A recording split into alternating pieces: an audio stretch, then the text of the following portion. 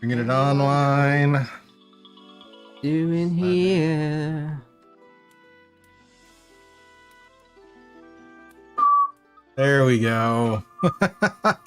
I know something somewhere. Alrighty, good evening out there, internet. How are we doing tonight? I am hardy. Hardy.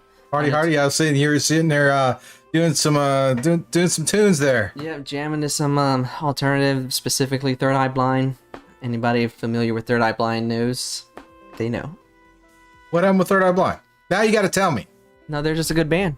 Oh, that's all. Well, we know that. Yes, we know. We all know the good '90s alternatives and all the shenanigans that we get into. Can't go wrong. Can't go wrong. Oh yeah. The Mayflower's in the chat. She's already ready for shenanigans. Today, shenanigans. There's a lot of shenanigans that can happen. Shenanigans. Beady body boop. Body Anyways, it's Tuesday night. It's Scuba and The Ry. Join for our weekly podcast where we talk about movies, games, and whatever else comes to mind. Got some new tech been playing with. I did get some new tech to play with. Yes, our good friend Saladin was nice enough to bring me over a couple of devices from PC Panel. Yes, this is really nice. Some good devices to play around with, sights and sounds. PC Panel. They got a set of hardware stuff you can plug in to control audio devices. I've got this one right here that is kind of a simple mixer. Lets you control the volume. Even got buttons, so you're real customizable. He got me that, and he got me the Panel Pro, which has a set of sliders. So now I can tweak the microphone fade as well as the audio fade for a couple of my feeds. So hopefully we get a little more interesting, dynamic fun. So yeah, lots of fun. But of course, got some new tech to play with. Kind of cool. Put up a little video on my Instagram, me playing with the sliders a little bit. Yeah, buddy. But before we get too far into this, we got to take a moment. We got to thank all the people that need thanking, because if we don't thank the people, they might riot on us, and that could be very bad. Thank you out there. So first and foremost is thank you out there to the internet. Thank you to all of you who are watching this. Whether you're new or returning, it's always great. Thank you very much for watching this. If you're enjoying it as this goes, please be sure to hit the like button. If you're new here, hit the subscribe and the bell notification to be notified when more videos come out. And if you want to support the show, there's a couple of ways to support the show. Hitting that like and the subscribe is the best ones. But if you want to do more, if you feel so inclined, you can check out our Patreon. It's actually over there. That way. Check out our Patreon at patreon.com/scuba studio. Check us out, subscribe, get the exclusive content. You can check out there, get some exclusive stuff. One of the things is when we get done with Scuba and The Ry, when we get done with the show, we switch over to Patreon for a live after show and a blanket ask us anything you want. And we've been playing with that. It seems like a good feel. We're just going to continue on. And that's the area where it's spoilers about some of the stuff we talk about. It's also some random things we go on, and maybe some discussion on some future projects. Who knows? Open discussions on anything and everything. Yeah. So we're gonna make sure that is a staple of this going forward. When we're done with the podcast, we switch over to the after show, roughly about an hour in. So yeah, awesome. And then also a thank you to Sirenscape. Thank you. Sirenscape is a collection of background music to soundboards that you can use for your tabletop experience. Go check them out at sirenscape.com. They have a variety of soundboards from your standard high fantasy Dungeons and Dragons all the way to the sci-fi, even a little Call of Cthulhu type action if you're so interested. Again, check out sirenscape.com. They got an online player, a downloadable player, and all kinds of wonderful things that you can kind of mix and match with. So yeah, check them out. Alrighty.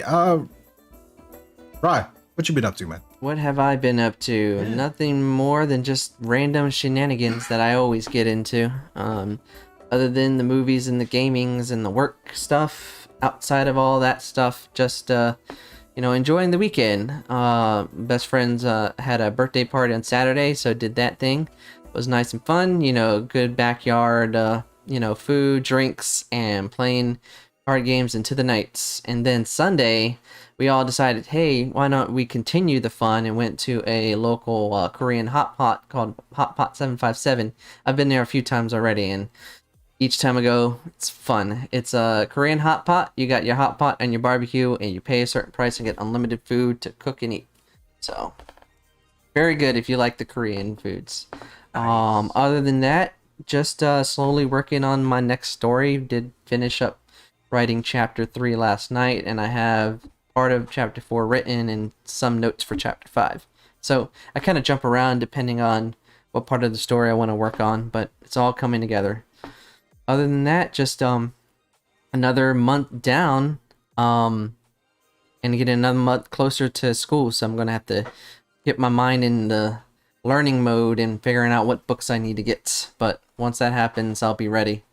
But yeah, that's it. Very simple. Nothing really extravagant going on. Same routines every day. Just sneak in some bold rock there, here and there. So sneak in some bold rock. Yeah. Last few days have been interesting. Had a buddy who needed some help, so doing the thing, help him out. We went out and hung out at the local brewery on Saturday after I did some work on the project house. I kind of felt the urge to go and hang out outside and have a drink, but got some interesting things in the mail. Ry, if you want to grab that big green box that's in front of you. Okay. Got this big green box. See, I got this message that give it to you or just show it? You can show it. I got this box in the mail from UPS. The light's shining off of it. You're gonna have to adjust the angle. But yeah, we're real professional here. Anyway, so I got this message from UPS. It says, hey, a package is getting delivered. I'm like, okay, what did I order this time? And then this arrives from those wonderful, wonderful goblins of Beetle and Grimm. Yeah. This is their latest released box for Van Richten's Guide to Ravenloft. I got the which one was that though? Shadowy Silver Edition. Shadowy Silver Edition. I think I got the horror one. They have 4 different types with the different ones. But I think it says on the label. But yeah, I got that in the mail. I haven't opened any of the internal contents. Horror. The Gothic horror. I haven't opened any of the contents yet. It's all still wrapped in its cellophane and all of that. But I now have a Beetle and Grimm. So just getting this box, right? Just getting the box and seeing what's inside of it. Not even opening everything, just seeing what's inside of it. I have to say that is totally worth the investment. Pretty heavy. So if you're into those extra things, man, this is, check them out. Beetle, go check them out. They got some really cool stuff. I think they have a new one they announced for the new book that's coming out. So yeah, lots of fun. I can't wait to make use of this at some point. I don't know when, but we'll be looking to make on that. You're gonna make use of it at some point. So more stories to travel and game in. Oh yeah. Scanning the chat real quick. It looks like Mayflower. Mayflower went and saw Black Widow. Hope she enjoyed it. Beginning. Okay, and then oh no, We're going to have to pad the streets.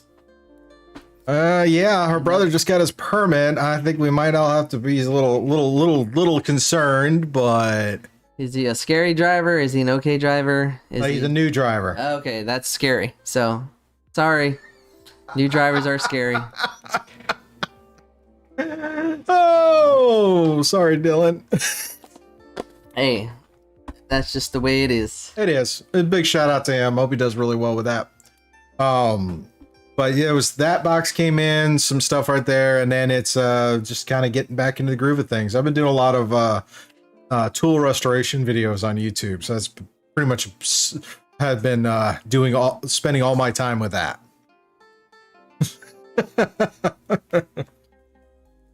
So Debbie showed up. Yep. Hey, Debbie. No, you're not late. You're right on time. Yeah, Fashionable as always. Yeah, fashionable late. Nothing to worry about here. Just tripping over my lateness. That's all right. That's all right. We welcome thee. So I also had an interesting message from Dungeon in a Box on my Instagram. Yep. Apparently they liked my my paint scheme and the pictures I chose for the hermit, the dragon skull hermit crab a while back, and they asked if it was okay if they could take the pictures and put it in a video they were creating. So that's awesome, cool. actually.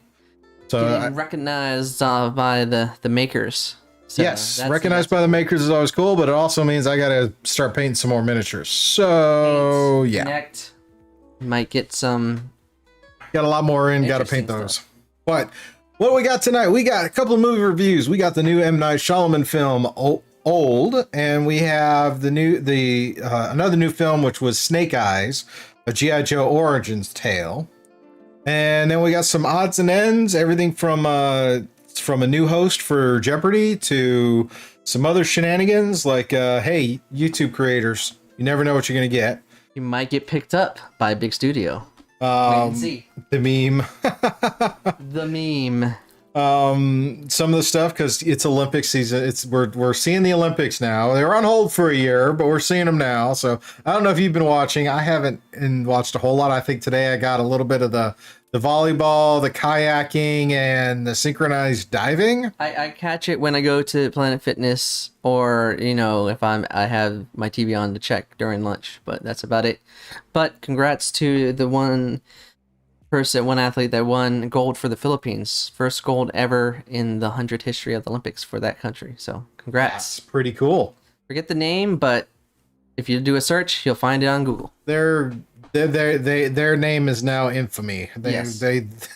There's no forgetting who that was now.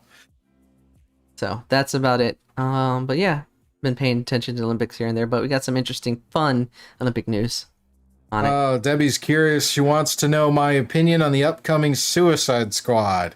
I believe that releases next weekend. Next Friday on HBO Max. So I will watch it next weekend. Yes, I will be at the theater seeing that. I'm actually looking forward to this weekend talking about Jungle Cruise, because the more I'm seeing that, the more I'm really kind of curious just to see if they can capture the magic they did with Pirates. Yep. With this new one. So. It looks like a fun adventure, and I'm always down for a fun adventure. Yeah. I just want to see that scene where Emily Blunt punches the Rock, punches Dwayne in the face. She goes, "I'm sorry." He goes, "Good form." And you can see he's dazed. It's like, I just want to see that. Yes, Starro is the villain in Suicide Squad. That's not a spoiler. That's in the trailers. So, yeah, big giant starfish thing. That is the only way to do it. James Gunn, he's already got me intrigued. So, I just want to see who's going to survive who's going to survive to the end of the film. Yeah, it's not going to be a lot of people. I don't think so. I don't know.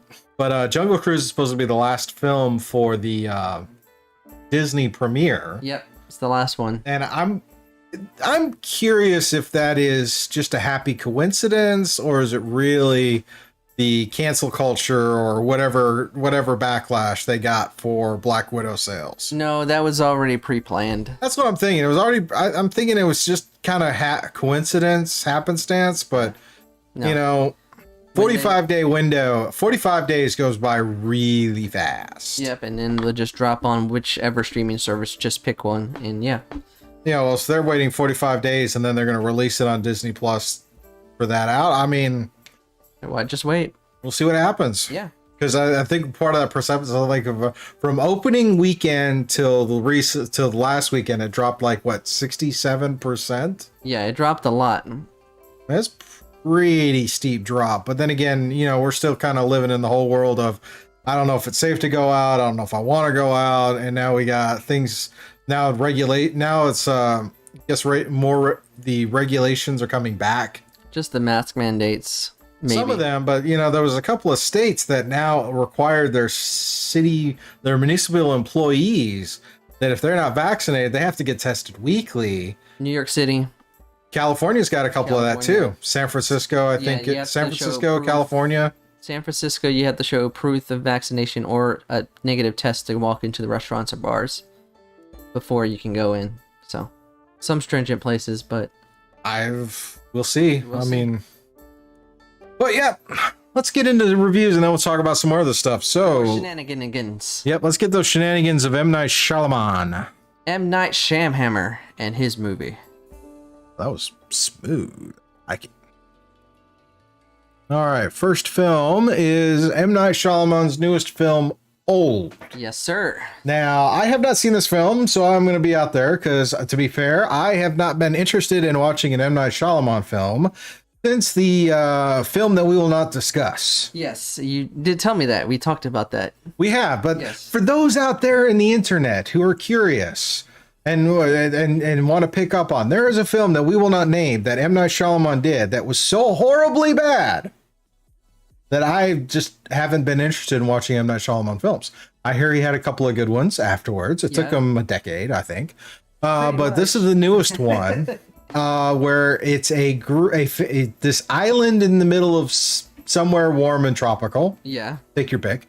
And the people are on the island and they find they age rapidly. Yes. Like ridiculously rapidly. Exactly. And of course, this kind of, at first impression, I'm thinking this is like The Village or Signs or some of those where it seems really, really creepy. And then you get the twist and you just want to flip tables. So, Ry, should I be worried about flipping tables if I were to watch this? Just to get that out of the way, no. Actually, this is one of the films where he doesn't have a twist at the end, and it's more of an explanation. But before we get there, let's get to the bulk of the film. So, like you said, the film centers on a family led by the father and mother, Guy, played by Gail Garcia Bernal, and Priska, played by Vicky Creeps, and their two children, and they go on this vacation to an island in the tropics, like you said. And once they get there, through some conversational exposition and some family driven drama, they get taken to a secluded beach on the island. The people that run the resort that they're staying saying that select people that come to visit have a chance to go to this secluded beach. So not only does this family go to the beach, but a few other people go to it. And like you said, once they get to the beach, everything seems like peaceful solace, a promising day of relaxation, but that peaceful slumber turns to become too good to be true. And they realize that there's something about this beach that's causing the rapidly age. So now, instead of just being a familial drama of family and just resorts and just typical drama, it turns into a tale of survival because they don't understand what's going on the beach. They don't understand why everybody's aging so fast, and the catch is they can't figure out a way off this beach. That's pretty much the standard premise and premise of this film. What you have here is M. Night Shyamalan does a good job of using the visuals and using directorial cues to make that fear and that dread and anxiety be individualized with each character, because each of them are experiencing age in a different way. You have the kids who are definitely aging rapidly, but at the same time, their emotions and puberty and all that stuff is moving quickly, whereas the adults and older individuals, when they're aging both mentally and physically, they have certain ailments that usually would take a few years to take effect, but you realize that these ailments that they have are causing their own kind of anxiety and fear of what's going to happen, how they're going to deal with this. So with time, you have time that is both a teacher and an enemy in this film.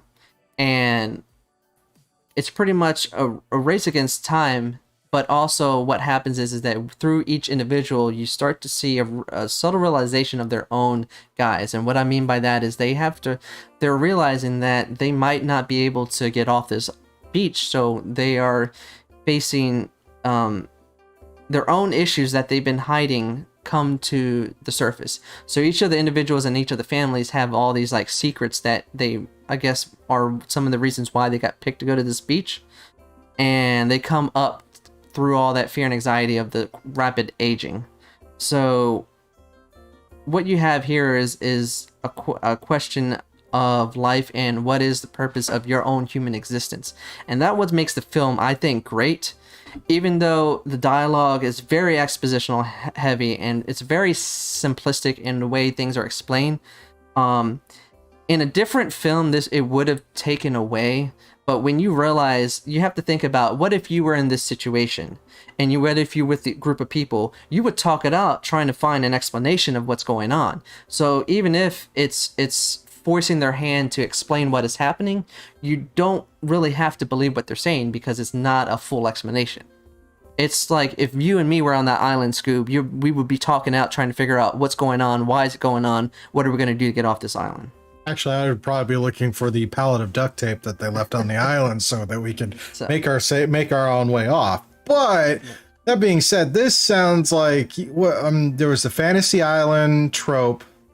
There was a show. There was a new film done with that where it's like something supernatural, sinister going on, and then you have and this, and it's just like this seems like kind of like a Blue Lagoon meets Fantasy Island, kind of just all kinds of crazy. Well, in a way, like I said, once it gets into the third act and things shift from day to night, you start to see that physical decay parallel the raw complexity of their lifespan. And as the group slowly dwindles down to just a few, that's not giving away. That's pretty obvious what's going to happen. Once revelations happen in the third act, the explanations brings even more of an importance of what is really important in life. Because when certain things come back around and certain things come full circle, what and how this specific part of the island is being used, it brings up a moral mirror to who is really the good in this film. Like by the end, you really don't know what is good or bad. Is it really what the island is being, or what the beach is being used for, can be seen in both avenues. So it pretty much leaves you with the question of what's really important in life. So we have M. Night returning back to the thought-provoking stuff. Yes. At the end of the film, not necessarily a twist that makes you want to flip tables, but something that'll be a conversation. All right, boil this down. Yeah. What did you give this? Overall, is a simple journey that provides a window into the importance of our own lives. I think it's a very fun journey, and if you're a fan of his work and you're a fan of like thought-provoking with some mixture of dread and horror, there is one scene of body horror that will freak you out.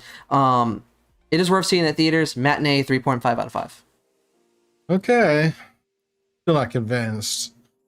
But I would say it's probably worth it. I mean, if like you said, if you're a fan of M. Night Shyamalan, you're a fan of something where a group of people are on a beach in a tropical island, not getting hunted by sharks or pirates or or some other kind of crazy shenanigans. Check this out. Even though it's a psychological, it like messes with your mind. It's his most humanistic tale he's ever written, because all the dread and horror feel is very individualized in each character. So all right. Well, let's move on to something a little more dicey. Pun intended. You and that pun, oh my god. I did put it in my pun I title. know, it took me a minute when I read it. I was just like, funny. Let's talk about the latest entry in the G.I. Joe film franchise. Another Scuba and The Ry do the movies together. We both went and checked this out on IMAX. Yes. I have to say it was pretty enjoyable, but this is the newest film in the G.I. Joe franchise, potentially the kick-off point for a new film series, and we're starting with probably arguably one of the most popular characters, or set of characters in the entire G.I. Joe mythos, and that is the origin tale of Snake Eyes. Yes, sir. And this was fun. There was definitely some moments where we were both like, okay, I think yeah. But I think it was a little more arg, but no, it was frustrating more than anything else. It's like, come on, you did the action a disservice. But the film itself was overall pretty interesting. It wasn't very heavy-handed like some origin films in some of these fantastical worlds have, like a really heavy-handed leading you to where they end up, where they feel they have to cover the entire journey of their creation in one film. And this one, they decided, let's do this a little differently. Just a little bit. Just a little differently. But yeah, right. Let's we'll start with the version of the review that you have over on ryreviews.com if you want to go check that out, between that and all the other reviews he does. But all right, roll the dice. If you win or if you lose, it might be loaded, who knows. But anyways, like you said, this is an origin tale, and from humble beginnings to unexpected turmoil, we see the journey of one of the famed characters from the G.I. Joe franchise, Snake Eyes, along with another character. So we all know who. There's no beating around the bush. This is Storm Shadow. Storm Shadow and Snake Eyes. Their rivalry is like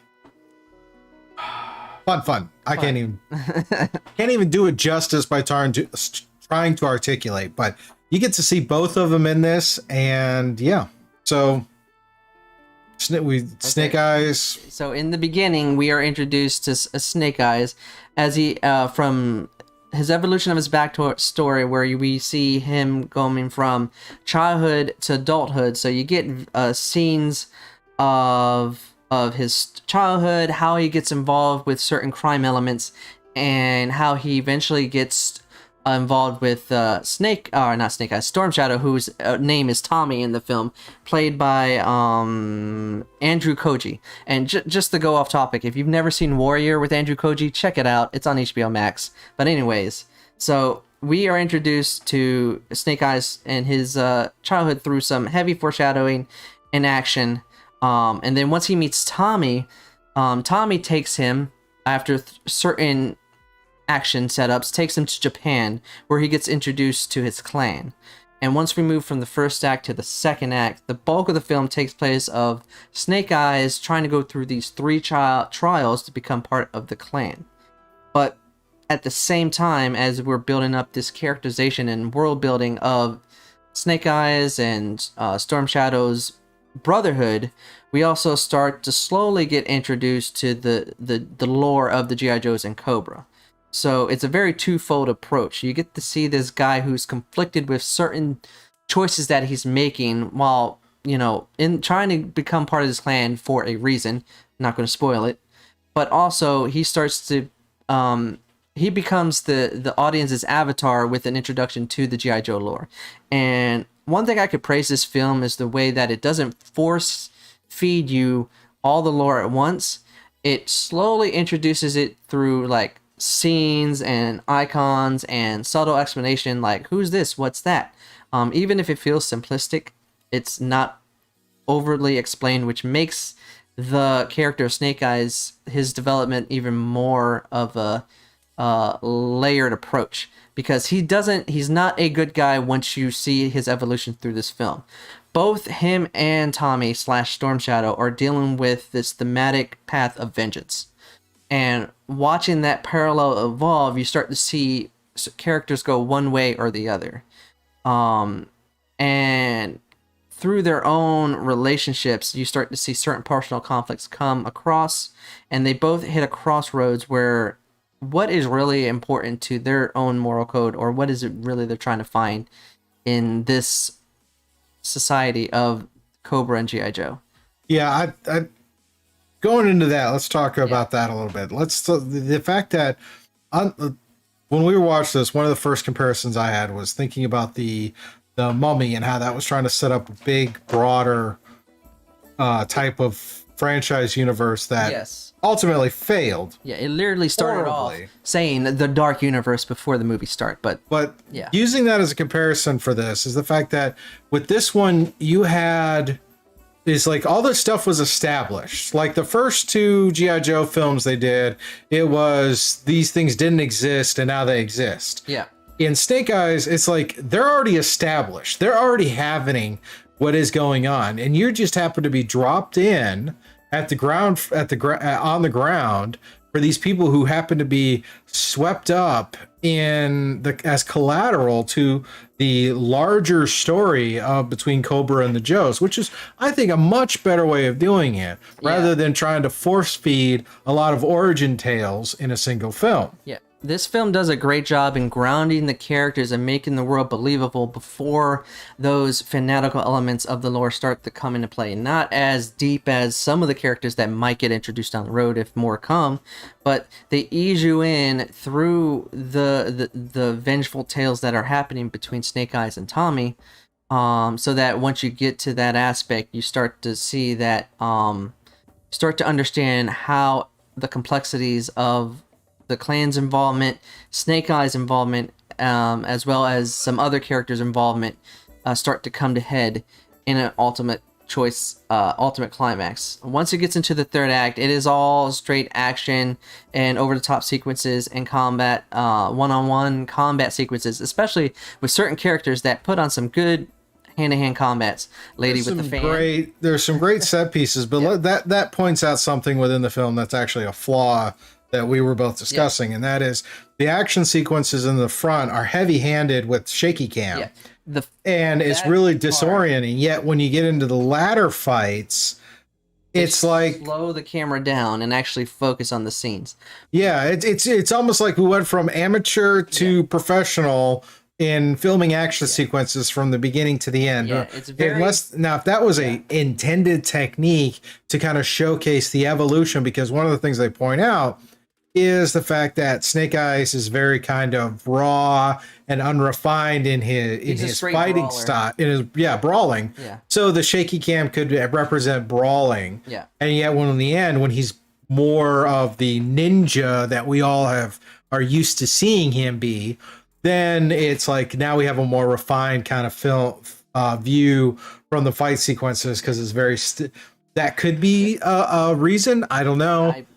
I would just say it's very amateurish. Like the first part of the film, even if with the development of Snake Eyes and his backstory and his raw detail, that the camera techniques, the quick cuts and the shaky cam takes away from the great choreography that are in those first fight scenes. True. But eventually, I guess somebody told them on set to stop shaking. And once you get into the final act and all the fight scenes in the end, it is all in that purity sense of a true martial arts action film within the modern day. They don't go completely over the top, making it unrealistic. Everything still stays grounded, ironically. Eventually, when they have to confront their own kind of choices to their own vengeful tales. So Snake Eyes and Storm Shadow have to confront their own vengeful tales, and they do it in very separate ways, which leads into that full circle of their origin tale. And also, at the same time, create a path for more stories. So more introduction to the G.I. Joe world. Yeah, I'm looking forward to see how this does, if they do continue this. Ry, what did you give this for the review? Overall, I think this is a good origin tale that has familiarity within its own girth. If you're a fan of G.I. Joe and stuff, I think this is definitely for you. Otherwise, it was a fun time at the theaters. 3.5 out of 5. What did you give it?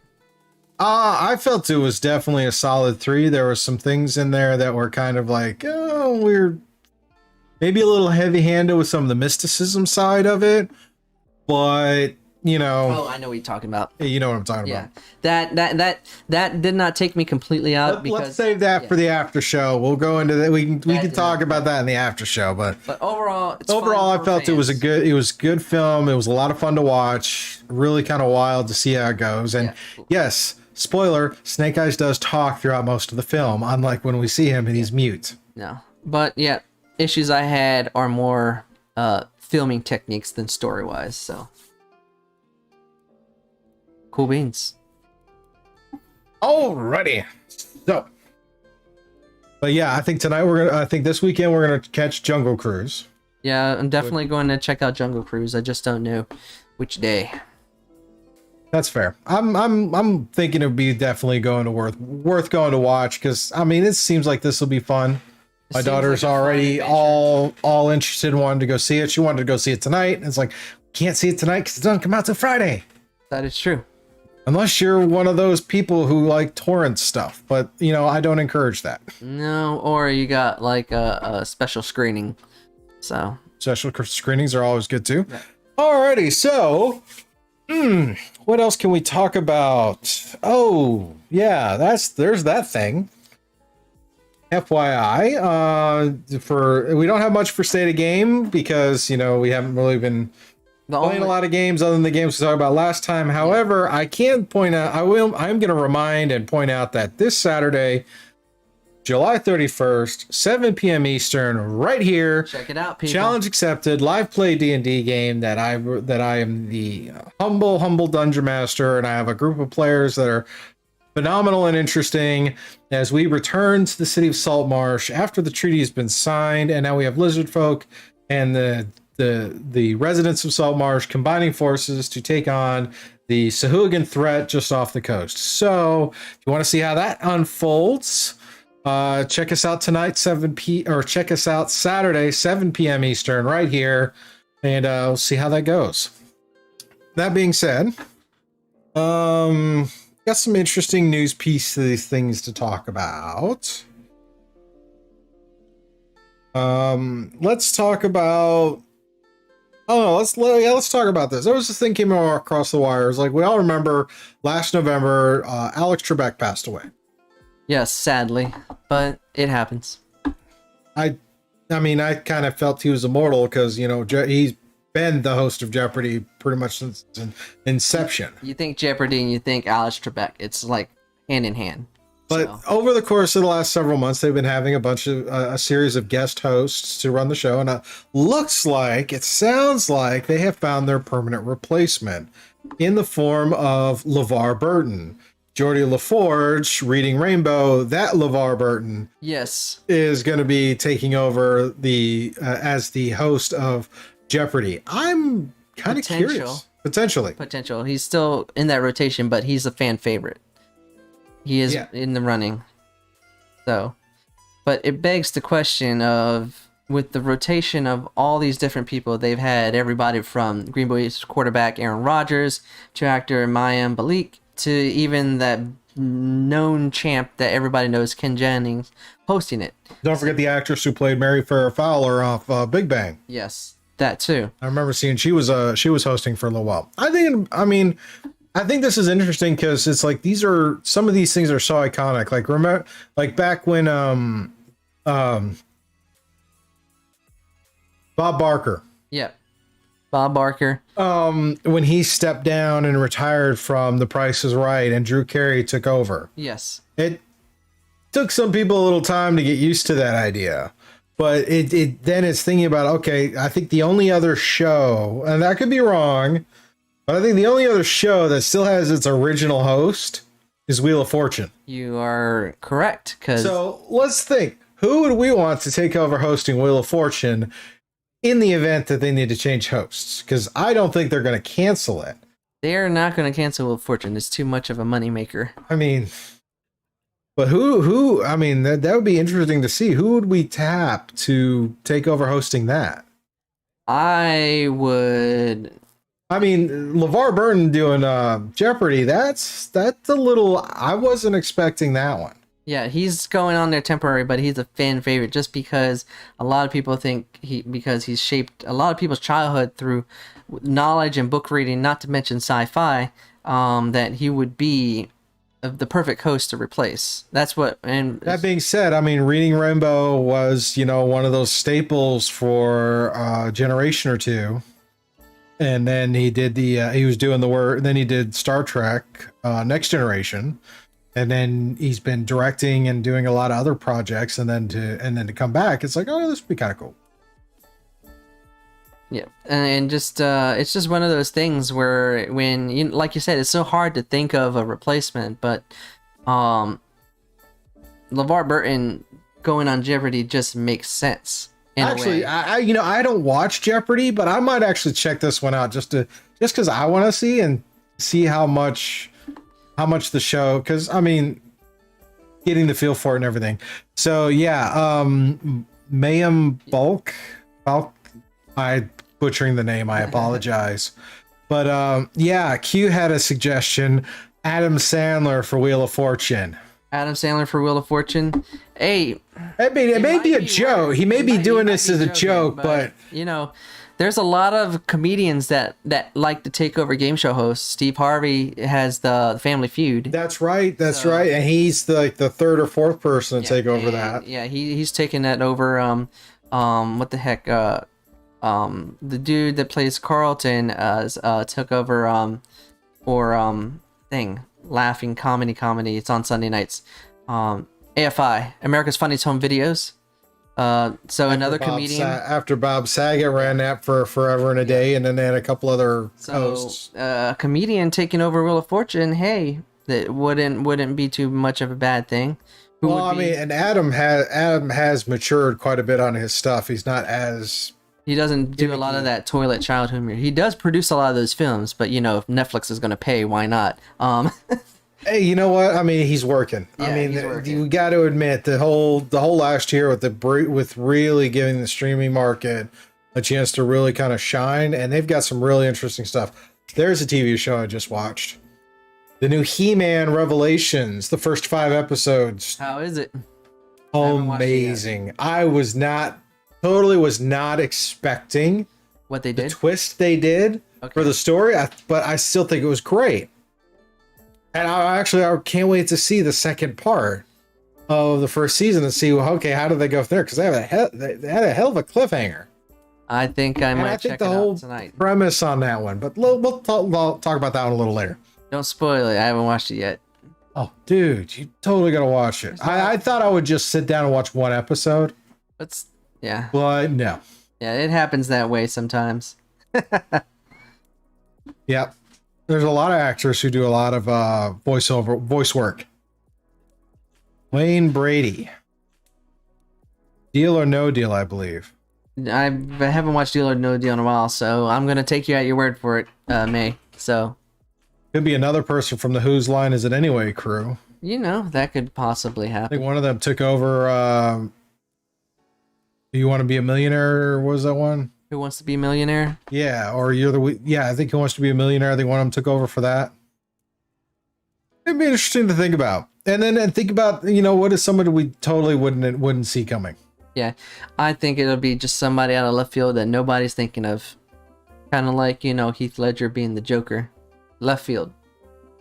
So. He really did. He nailed that one. Oh, yeah.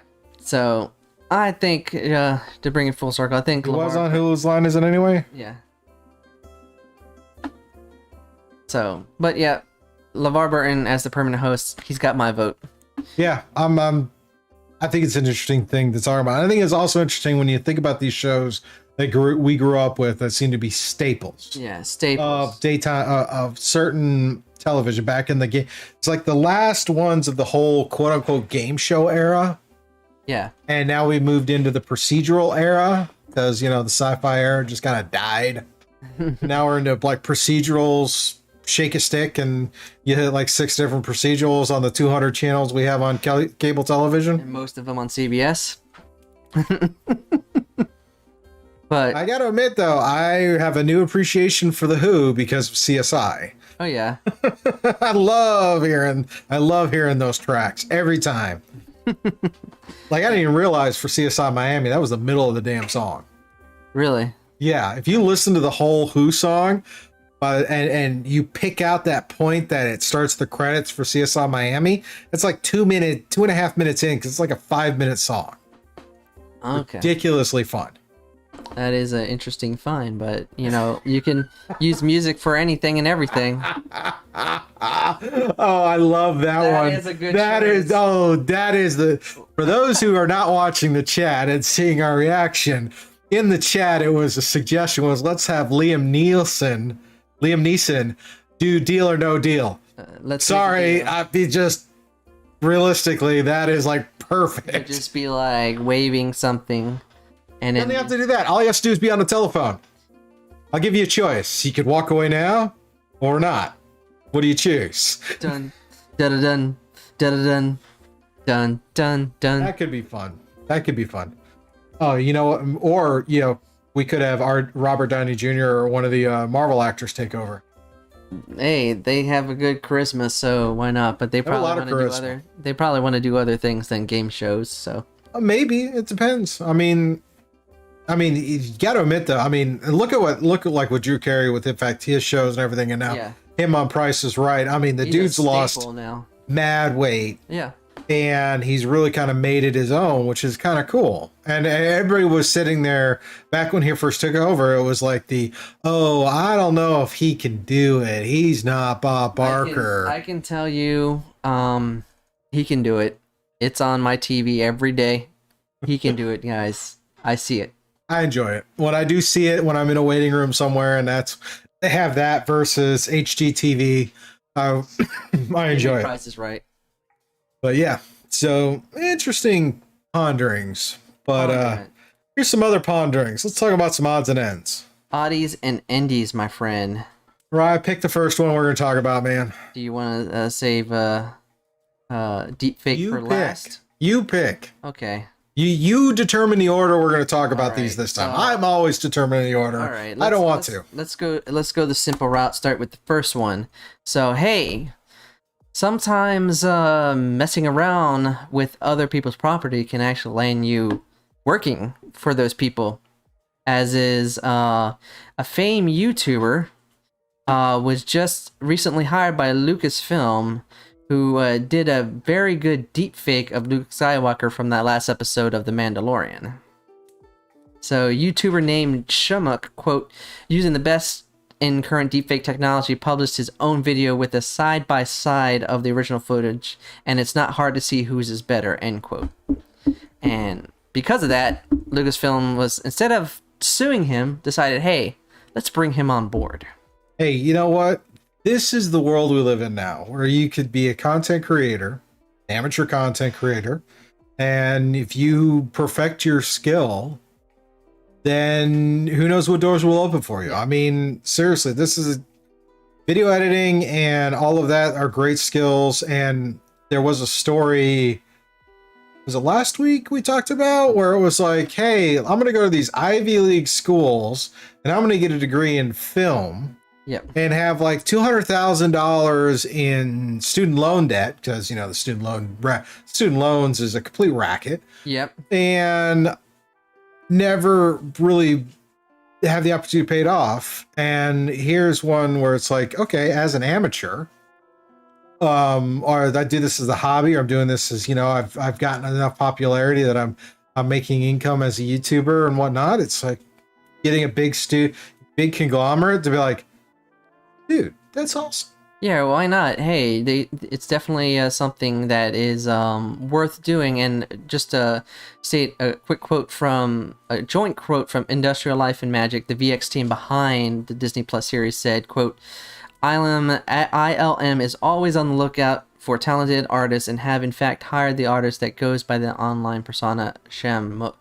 Over the past several years, ILM has been invested in both machine learning and AI as a means to produce compelling visual effects works, and it's been terrific to see momentum building in the space as the technology advances, end quote.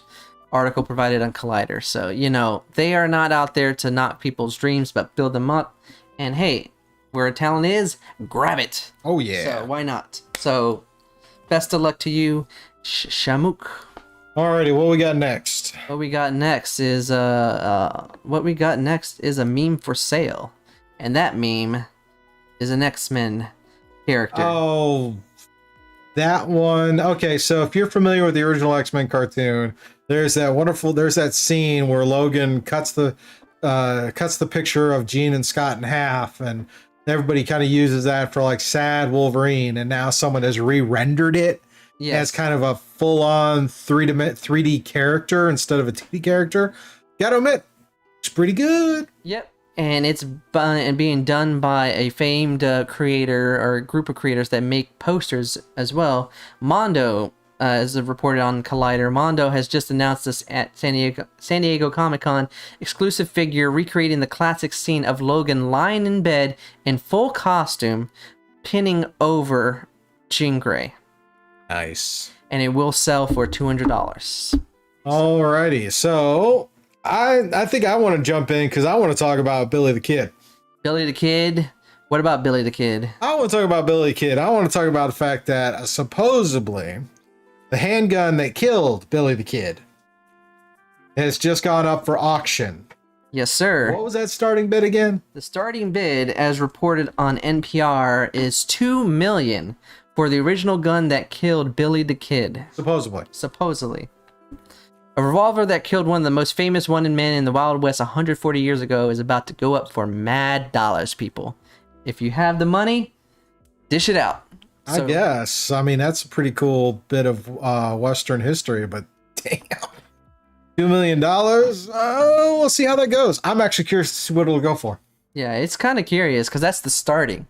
Who knows who's out there that is a collector that's going to, hey, you know, one man's trash is another man's treasure. So what you might not think is valuable, somebody's going to be out there thinking, I want that. This is very true. So I think we're going to have to save the other ones because we're getting down that hour mark. Got a few minutes. Think we can get one more in? I think so. We could probably get in. Are you hungry for some 3D steaks? Wait, what? 3D steaks, as reported on Yahoo News. We knew this was coming. Yeah. We knew it was coming. The food replicators are almost here, people. So, yeah. So everybody knows about 3D printing, and you can print a lot of fun things with 3D printing. Why not food? So, as reported on Yahoo News, a Barcelona-based startup, Nova Meat, is using its 3D printing technology to manufacture vegetarian steaks that it hopes will reach the mass market next year. End quote. So, yeah. So, not only can you print characters or print, you know, any kind of figurines, you can print food, people. You can print houses. Yes. We did have an article about that. I mean, that we knew that was, you could print a house. You could print just about anything. And now you can print your food. Yes. But yeah, it is going to be edible. It's going to be 100% plant-based ingredients. So he is forecasting that the industry would keep growing at double-digit rates in the foreseeable future. So hey, now I do see a lot of those meat alternatives in the market.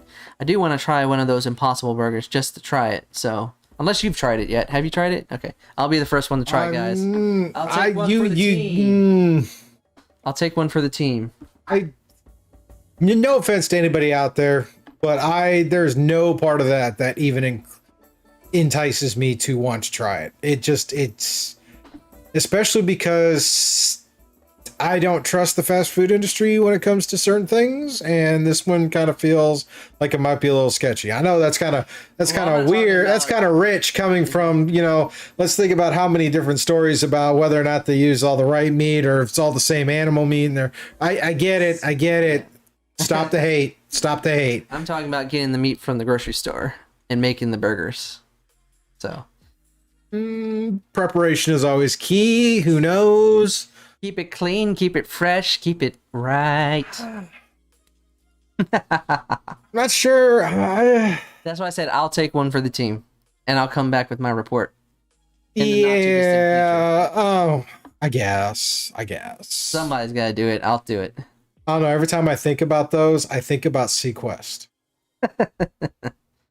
Check it. There was an episode in season 2 of Sequest DSV where one of the guys who got his hands on a real beef patty.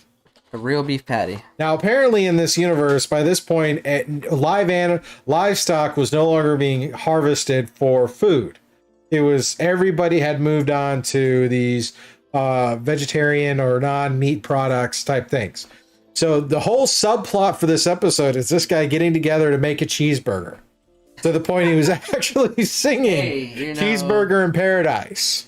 Hey, you can make a story out of anything. So. The great rope-a-dope at the end was that Captain Bridger busted him after he had assembled the burger. Full on, just as the song describes. Now, Bridger's old enough to remember when they used to eat meat. And some of the newer generation had no idea.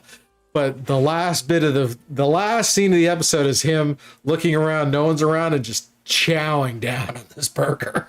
So, but every time I think about this whole Beyond Meat stuff, I'm like, I'm sorry, I'm gonna be that Bridger person. I'm gonna be like, if I get my hand, I mean, I may have to if that's the way we go, but I don't think I'm gonna like it. Hey, who knows? It could be better than the actuality of meat. Who knows? I don't know. I'm just making things up. We'll see. I mean, I have nothing against. I've always been very accommodating on those things. It's like you do you. You do you. You've got no bias for me on the fact you do you. Goober Potamus posted in there saying, I don't remember if it was the taste that was odd or the texture. One was spot on, the other was just noticeably odd. Oh, thank you. So we have our first taste tester. There we go. That is good. I think it depends on. I think probably the earlier is we have to see which manufacturer's doing it. If you know which manufacturer was doing it, maybe that's them. But everybody's trying to get in on this, so maybe it's a batch thing. Who knows? Yeah. But I always walk past that section in Wegmans and I always like, I want to try this, and then I end up in the alcohol section and I get something else. So. That's how I roll, people. Well, on that note, yes, I think we're going to call it a night for this portion of the of tonight's entertainment, and we'll revisit this on the after show. Let's go. Thank you, everyone out there in the internet, for hanging out and watching this with us. You are awesome and amazing human beings. If you enjoyed this, be sure to hit that like button, share it out with your friends and your other social medias. If you're new here, please hit the subscribe. Hit the little bell notification so you can be notified when future videos come out. Remember, Saturday night is going to be Challenge Accepted, live play Dungeons & Dragons. Check it out, people. We'll be back and roll some dice and see what happens. Vengeance. Shout out again for Sirenscape, background music and soundboards that you can use in your tabletop experience, whether it's a virtual tabletop or live around the table. Sirenscape's got some tools and tools for you to use.